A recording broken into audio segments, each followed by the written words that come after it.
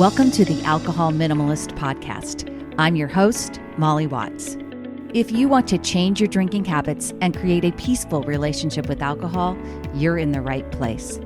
This podcast explores the strategies I use to overcome a lifetime of family alcohol abuse, more than 30 years of anxiety and worry about my own drinking, and what felt like an unbreakable daily drinking habit.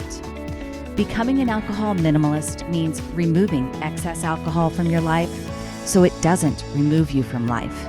It means being able to take alcohol or leave it without feeling deprived. It means to live peacefully, being able to enjoy a glass of wine without feeling guilty and without needing to finish the bottle. With science on our side, we'll shatter your past patterns and eliminate your excuses. Changing your relationship with alcohol is possible. I'm here to help you do it. Let's start now. Well, hello and welcome or welcome back to the Alcohol Minimalist podcast with me, your host, Molly Watts, coming to you from, it's kind of a gray and cloudy Oregon, actually. We even had a little bit of rain this week, but the forecast looks like perfection is headed back our way. Some 78s, some 83s, a little bit hotter next weekend, and that's okay with me because fall is coming, everyone. We know it. And with fall here in Oregon, that definitely means more rain. If you listened last week, you know that I am doing my summer content series right now where I am sharing content from other well-known coaches, podcasters, people that I respect, people that I get a lot out of their content, and people that have been guests on the show. Last week, we had Monica Reinagel, and this week, I am thrilled to be able to share with you Rachel Hart. Rachel's podcast, Take a Break, is one of the leading podcasts in the alcohol reduction space, and Rachel is just someone that I have followed throughout my own relationship with alcohol, changing my own relationship with alcohol. Really, she is the first person that talked to me in a way that made it seem possible for me to change. And when I say talk to me, I mean through her podcast, through her book. And she is definitely someone that I follow and someone that I respect, someone that does work in the same way that I do it. So I am very happy that she was able to and willing to share this content with us.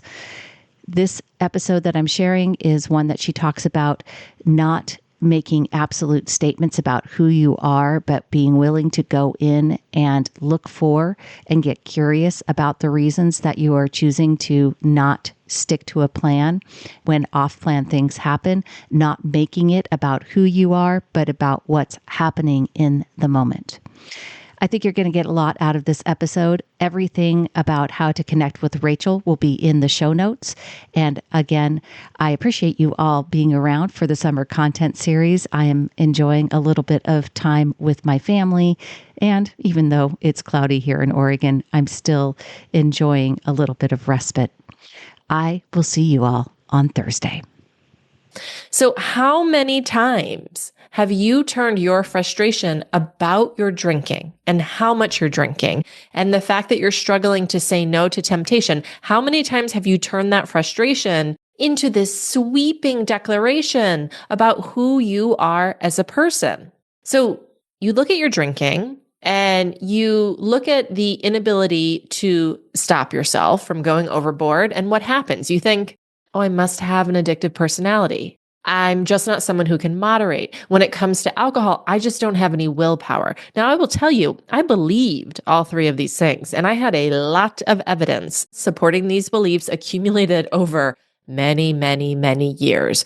And for a long time in my life, even though they were very painful to believe, I would have also insisted that they were true because I kept drinking too much. I kept promising myself only to have a couple drinks, and then I would go really overboard. Or I kept swearing up and down that I was never going to be that stupid again, and I was going to learn my lesson, and then I would be that stupid again. So the more I failed to control my drinking, the more ingrained these sweeping declarations that I had made about myself, the more ingrained they became. Here's the problem, though. We see what we believe about ourselves. So if you believe that you have an addictive personality, you will see your drinking as a reflection of that. If you believe that you have no willpower when it comes to alcohol, you will see reaching for another glass and another glass as evidence that this is true. If you believe that you're just someone who can't moderate, guess what? You will see your drinking and drinking too much as proof that this is true. But if I were to zoom in with you on one specific moment, rather than kind of looking at, all of the times that you had too much to drink, if I were to zoom in on one specific moment, a moment where you had a craving and then you acted on that craving, a moment where you had the desire for more and then you went and had more, what you would find would be very different.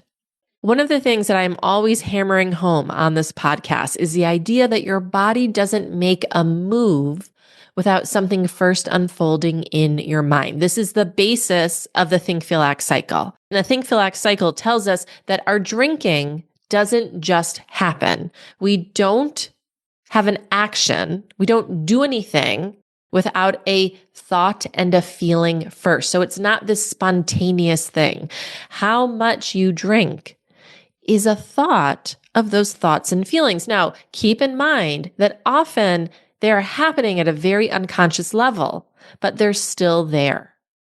So my question for you then is, if we were to look really closely at one specific moment, not the sum total of all the times, but to just look at one specific moment where you said yes to a craving, one specific moment where you poured yourself another drink or you ordered yourself another, what would we see? If you believe about yourself that you're someone who has an addictive personality, you don't see anything unfolding. You don't see that think, feel, act cycle. You just see a person who was cursed with losing the genetic lottery. If you believe, I just can't moderate, again, you won't see anything unfolding in that moment. You will just see someone who is different and somehow broken from other quote unquote normal people. If you believe, I just don't have any willpower when it comes to alcohol, you won't see anything unfolding in that specific moment. You will just see alcohol as powerful and you as powerless. This is the real problem. Hey, it's Molly, here to talk to you about Sunnyside. If you've listened to this show for any length of time, you know that Sunnyside is my number one recommendation for drinking apps that help you change your relationship with alcohol. I've been a Sunnyside partner for more than 3 years now, and one of the key reasons that I chose Sunnyside to be my app of choice is that they are really focused on continuous improvement, just like me. And for you, it is continuous improvement of the app in terms of how the customer is experiencing it. They've completely redesigned the progress tab from the ground up, which makes it easier for you to see your progress over time. They've introduced mini infographics to help you better see the big picture of drinks reduced and how dry days have added up since you joined Sunnyside. They have a dry day streak tracker now for those of you that are focused on taking a real extended break from drinking.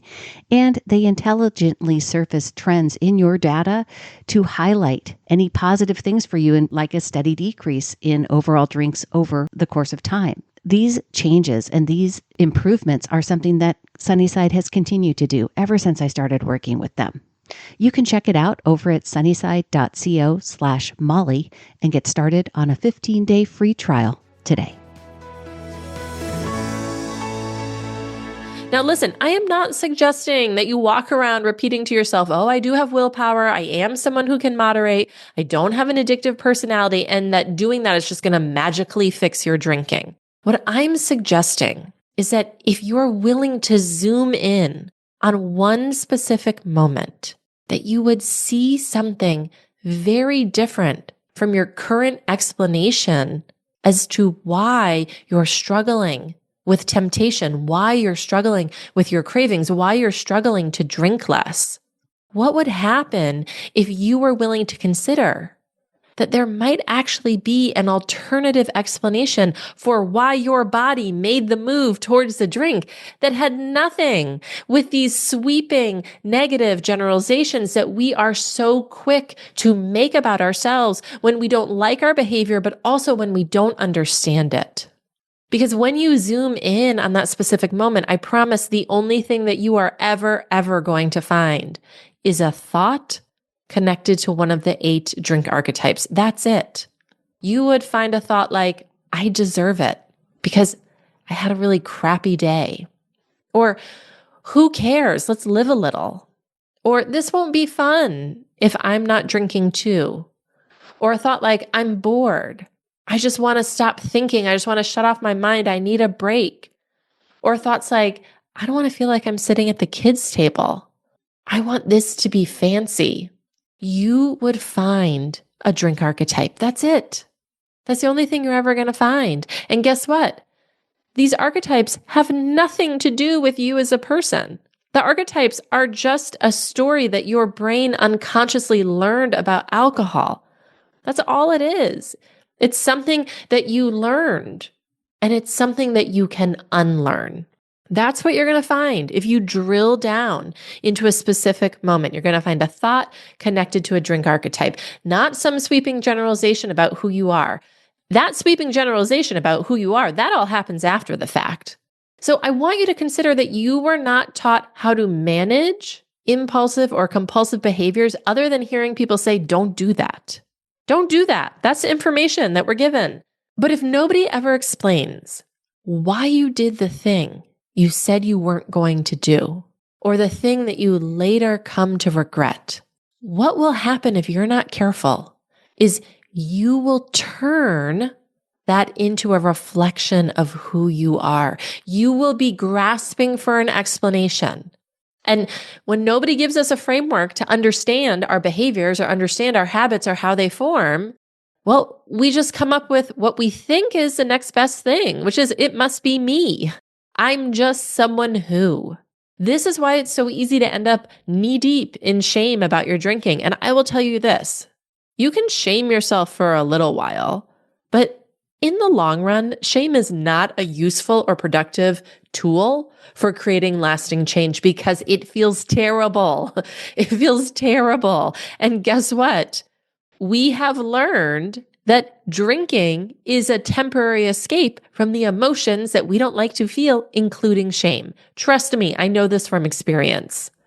So if when you try to explain your drinking by telling yourself, well, maybe I have an addictive personality, or maybe I'm someone who just can't moderate, or maybe I just don't have any willpower when it comes to alcohol, I want you instead to see if you're willing to drill down to one specific moment. It can be the last time that you gave into a craving or the last time you reached for another. Choose a specific moment and then ask yourself, why in that specific moment did my body make a move towards the drink?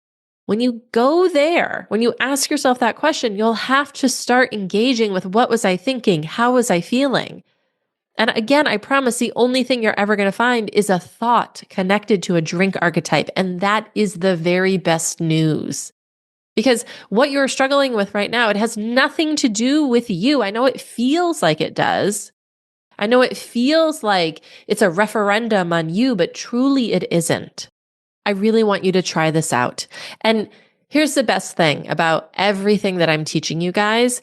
This tool to zoom in and get really specific, it's going to help you not only figure out your drinking, but it's going to help you in so many different areas of your life because we don't just make negative sweeping generalizations about ourselves in the realm of alcohol. Most people tend to do it in lots of different places. So think about all the times you've thought to yourself, I'm just someone who, or I'm just not fill in the blank, XYZ. Get curious about those places where instead of understanding, hey, what is actually going on in the moment? What is actually driving my behavior? You've turned it into an indictment about who you are as a person. If you want to drink less and change your relationship with alcohol, you need to be willing to zoom in on one specific moment and get curious there instead of making these sweeping negative generalizations about yourself. Thanks for listening to the Alcohol Minimalist podcast. Take something you learned from this week's episode and put it into action. Changing your drinking habits and creating a peaceful relationship with alcohol is 100% possible. You can stop worrying, stop feeling guilty about overdrinking, and become someone who desires alcohol less. I work with people in 2 different ways, and you can learn about them over at my website. Go to www.mollywatts.com/workwithme or reach out to me directly. Shoot me an email, molly@mollywatts.com. We'll jump on a call and decide what might work best for you. This podcast is really just the beginning of our conversation. Let's keep it going. If there's one thing I know, it's that change is way easier when you stop trying to do it alone.